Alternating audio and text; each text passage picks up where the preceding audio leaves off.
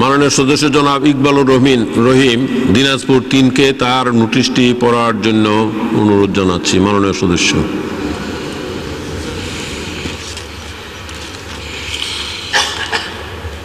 ধন্যবাদ মাননীয় স্পিকার। এই মহান সংসদে 71 বিধি অনুসারে গুরুত্বপূর্ণ বিষয় সম্পর্কে আমার নোটিশটি গ্রহণ করার জন্য আপনার প্রতি কৃতজ্ঞতা জানাই।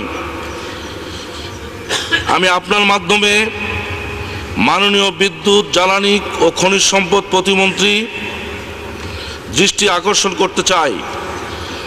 আমার উত্থাপনের বিষয় দিনাজপুর জেলার পাইপলাইনের মাধ্যমে গ্যাস সরবরাহ প্রসঙ্গ। মাননীয় স্পিকার, দিনাজপুর জেলা একটি কৃষিপ্রধান এলাকা হিসাবে সারা বাংলাদেশে সুপরিচিত। এই কৃষিপ্রধান এলাকার মানুষ চায় এখানে কৃষিভিত্তিক আধুনিক শিল্প কলকারখানা করতে, পরিবেশের ভারসাম্য রক্ষা করতে। তারা আরও চায় জ্বালানি সাশ্রয়ী করতে। মাননীয় স্পিকার, কিন্তু এই কাজগুলি করা সম্ভব শুধুমাত্র বিদ্যুৎ, জ্বালানি ও খনিজ সম্পদ প্রতিমন্ত্রী মহোদয়ের সহযোগিতা এবং মাননীয় প্রধানমন্ত্রীর মহানুভবতায়। মাননীয় স্পিকার, আপনি জানেন বঙ্গবন্ধু সেতু দিয়ে গ্যাস লাইন নেওয়া হয়েছে বগুড়া পর্যন্ত। বগুড়া হতে দিনাজপুরের দূরত্ব সামান্য, তাই খুব সহজে সরকারের সদিচ্ছা হলে বগুড়া থেকে দিনাজপুরে গ্যাস লাইন নির্মাণ করে গ্যাস সরবরাহ সম্ভব। বর্তমান সরকারের উল্লেখযোগ্য পদক্ষেপের মধ্যে রয়েছে বেকার সমস্যা সমাধান করা। মাননীয় স্পিকার, যদি এখানে বিদ্যুৎ এবং গ্যাসের সমন্বয় থাকে তাহলে অনেক আধুনিক শিল্প কলকারখানা গড়ে উঠবে।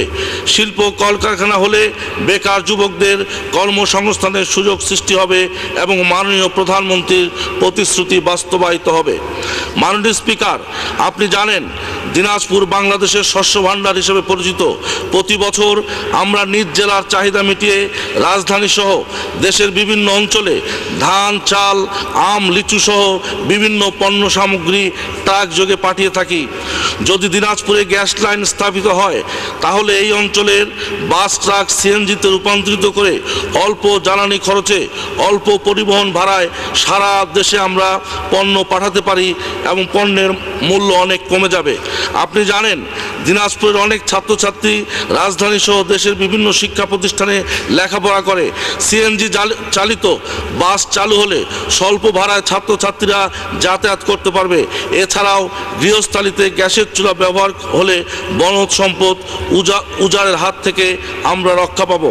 মাননীয় স্পিকার, আমি দিনাজপুরের সংসদ সদস্য হিসাবে এই কথা বলছি না, এই কথা নির্বাচনের প্রাক্কালে গত 24শে ডিসেম্বর 2008 ইংরেজ তারিখে দেশরত্ন বঙ্গবন্ধু কন্যা শেখ হাসিনা দিনাজপুরের ঐতিহাসিক নির্বাচনী জনসভায় ভাষণ প্রদানের সময় দিনাজপুরে গ্যাস সরবরাহ করার প্রতিশ্রুতি দিয়েছিলেন। মাননীয় স্পিকার, বিষয়টি নির্মল সত্যের মতো জরুরি, জনগুরুত্ব সম্পূর্ণ।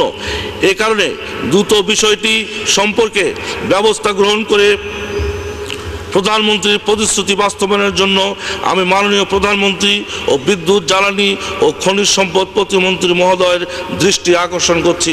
ধন্যবাদ। মাননীয় সদস্য মাননীয় বিদ্যুৎ, জ্বালানি ও খনিজ সম্পদ প্রতিমন্ত্রী অ্যাডভোকেট শামসুল হক টুকুকে এই ব্যাপারে সংক্ষিপ্ত বক্তব্য রাখার জন্য অনুরোধ জানাচ্ছি। মাননীয় মন্ত্রী। মাননীয় স্পিকার, আপনাকে ধন্যবাদ। মাননীয় সংসদ সদস্য জনাব ইকবালুর রহিম তার দিনাজপুরে গ্যাস নেবার মধ্য দিয়ে সে অঞ্চলে কলকারখানা এবং আবাসিকভাবে ব্যবহার করবার জন্য আমাকে এই প্রশ্নটি করেছেন, এজন্য তাকে ধন্যবাদ।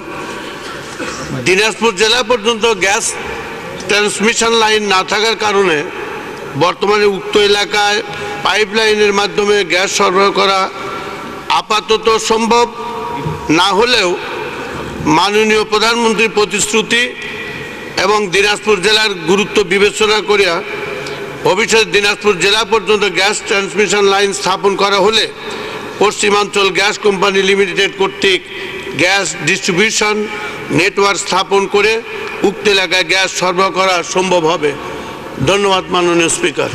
ধন্যবাদ মাননীয় মন্ত্রী। মাননীয় সদস্য ইকবালুর রহিম, একটি প্রশ্ন।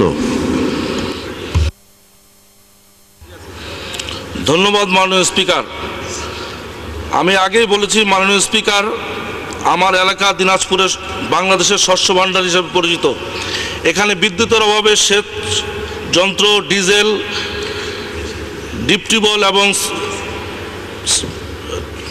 ডিজেলে চলে কিন্তু বিদ্যুতে চলে, কিন্তু এগুলি বিদ্যুতের ঘাটতি থাকার কারণে ঠিক মতন চলতে পারে না, যে কারণে শ্যালো ইঞ্জিনগুলি নষ্ট হয়ে যাচ্ছে, ডিপ টিউবওয়েলগুলি নষ্ট হয়ে যাচ্ছে। আমার পরিকল্পনা আছে যদি এই এলাকায় গ্যাস আসে এগুলিতে সিএনজিতে রূপান্তরিত করার। মাননীয় মন্ত্রী মহোদয়, আপনি বলবেন কি কতদিনের মধ্যে আপনি আমার এলাকায় গ্যাস সরবরাহ করার পরিকল্পনা নিয়ে হাতে নিয়েছেন? ধন্যবাদ মাননীয় সদস্য, মাননীয় মন্ত্রী।